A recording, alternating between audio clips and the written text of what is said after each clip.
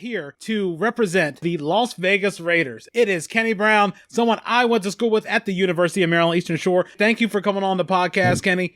Thank you. Thanks for having me, Earl. I appreciate doing this for you, man. I'm looking forward to hearing your thoughts and opinions on especially this first year in Las Vegas. Yeah, definitely exciting to hear them going to Vegas. I've never been to Vegas, so I know the first game when I plan that trip will be for me going to Vegas. So that's going to make everything out of that trip for me. So what led to you becoming a Raiders fan? So being here in the Washington, D.C. area, my pops was stationed out on the West Coast in California, San Diego.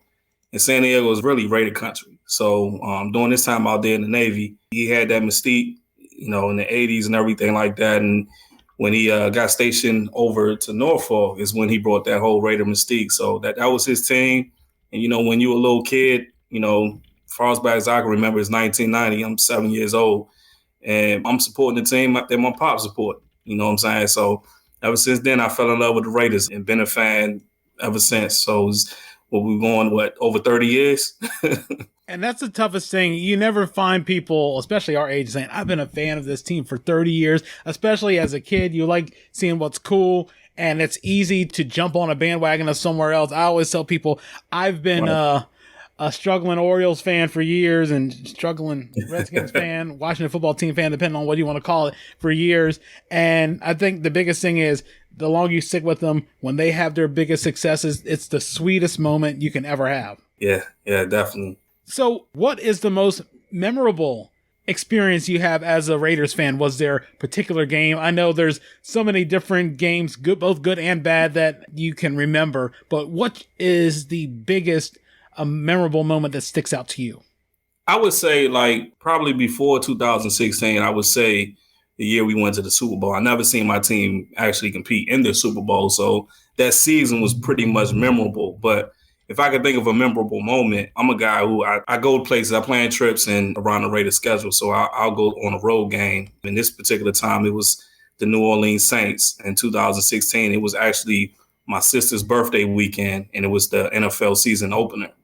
And that game, we had so much ups and downs, mixed emotions and everything. And I just remember the way we won the game was so dramatic that when they kicked the field goal, it was basically Derek Carr and the Raiders came back. We was down by a big deficit in the second half, and they came back, mounted a whole comeback. And when we scored a touchdown in the fourth quarter, we went for two. And it was either you go for two and we connect and we go by 1 point. And when we went for a 2-point conversion, we won. And basically what happened was they drove us down the field and they got into the red zone. And I'm sitting here like my sister, I'm like, yo, we about to lose on your birthday because we in the red zone. The guy kicks the field goal and miss it. And it was this big Raider dude behind me the whole game. He was a big, strong Raider dude. And I turned around to dap him up and he crying.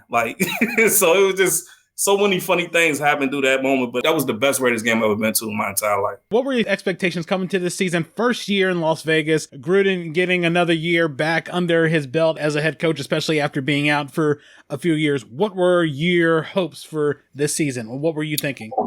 I was hoping for a wild card appearance. I really was. The way they came out against the Saints, again, I felt as though we could win at least 10 games. And I felt the way Derek Carr looked comfortable. He looked more comfortable than last year, and I felt like I expected us to at least go get a wild card position. Was there a point in the season that you felt that this was a lock? Playoffs was going to be a guarantee? Nah. I knew coming into the season, our defense was young, and they're coming in the first year.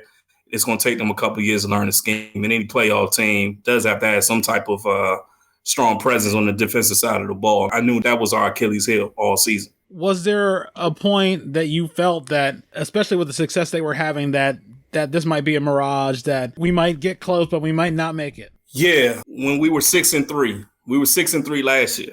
And this year we were 6-3. And when we lost that game, I forgot what team it was that we lost to. I've seen every game, but the team that we lost to, I'm like, oh, here we go again. And then the next week we lose again.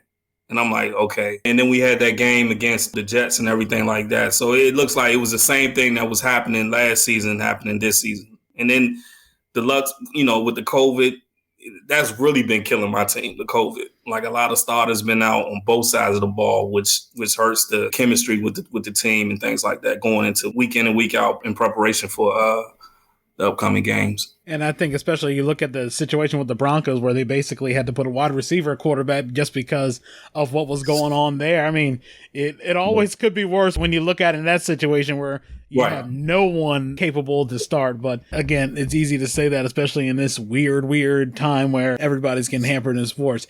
In the situation, the Raiders making the playoffs, who do you think they best match up well with in the AFC playoffs? Ooh, that's a tough question. I really believe we were built to beat the Chiefs. I really believe if we wasn't injured or things like that, people going in and out of the lineup and whatever happened with our defensive coordinator and our defense and stuff like that, I really feel like we're the only team this season that beat the Chiefs, and we almost beat them twice. And I think that they don't want to see us. I really believe, we're built to beat the Chiefs. I think matchup-wise, we could score with them. We could do anything. We got weapons on it with Waller. We got Hunter Renfrow, the new kid, the rookie, Henry Ruggs, who could stretch the field. On the defensive side of the ball, I think we're just as weak as the Chiefs. Chiefs don't really have a good, strong defense. So I just think it's just a matter of going touchdown for touchdown with Patrick Mahomes and them. And I think we can keep up with them. Who's the team you don't want to see going into the playoffs? I know you mentioned the Browns, but could it be them? I know right now the Steelers are struggling. Miami's a wild card. There's plenty of other teams that are on the fringes, but who's the team that you would least likely want to see in a playoff matchup?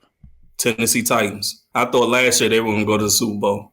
I do not want to see the Tennessee Titans in the Super Bowl. I do not want to see Derrick Henry.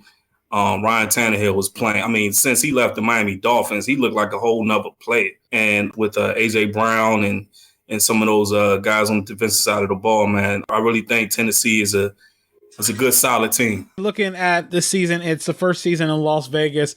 When you heard the news that the Raiders were moving from Oakland to Las Vegas, what were your initial thoughts when you heard everything was going down? My first emotion was I never could imagine the Raider brand being outside of California. It was weird for me. When you think of California, you think about football, you think about the only team that ever brought that state of Super Bowl, and that was the Raiders. So I think California is the Raider brand. I think it's more fans in the state of California for the Raiders than it is for the Rams or the Chargers and things like that. But it was kind of weird for me. But at the same time, it was exciting, new beginnings, and it's a perfect reason for me to go to Vegas. When looking at your prediction for the Super Bowl, who do you see coming out of the AFC? Who do you see coming out of the NFC? And what's the final score? I would say the Tennessee Titans. I'm going to pick them again to come out of the AFC. And they'll go against, I'm even thinking Aaron Rodgers or Drew Brees. I'm going to go with the Green Bay Packers. They've been more consistent, I think. And it will be 38-31 Titans. It's interesting. You might be the first person who didn't pick Kansas City to come out of the AFC. I'm a true believer in all season long, the way you win games is the way you end up losing games in the postseason. And being as though they only lost one game, but they haven't been blowing out everybody. They've been playing in shootouts and things like that. And I just think their luck is going to run out once they get in the playoffs. And plus, I'm a Raiders fan, so a Raider fan will never pick the Chiefs in the Super Bowl. I always see the playoffs are always a crapshoot. Doesn't matter. Anytime in a short series, I'll say it's the equivalent of baseball. Short series, anything can happen. All it takes is one big thing to change the momentum, and that's it. Yeah, that's it. I mean, that's one thing about the playoffs. You never can predict the playoffs, man. You want to go home. It's not like the NBA. You lose and you got another chance to redeem yourself. Kenny, what way can people reach out to you? I know you have a podcast as well, and I want you to be able to give that a shout out as well and tell people about it. Yeah, Bar Drinks and Entrees is my podcast at Bar Drinks and Entrees like the hat. You can definitely check us out. We have a YouTube channel. You can just search us in the search bar YouTube. We're on Apple, Spotify, Anchor, Google, all audio streaming platforms. But it's basically taking the concept of, when you go to a bar and you're sitting down after a tough day or whatever, or just, you just going to the bar and got a few drinks and you find yourself in good conversation with people you don't know. And that's the concept of the show. We bring people on our show. Me and my other co-host, James McCrae, we bring guests on. Some of them may know each other. Some of them may not know each other. But we do things, ice break things. And we talk about topics like sports, or we'll talk about relationship, social issues, anything that comes up in the bar. And that's the whole concept of the show. But 21 shows in. Shout out last episode last week. But you can follow us at Bar Drinks and Entrees.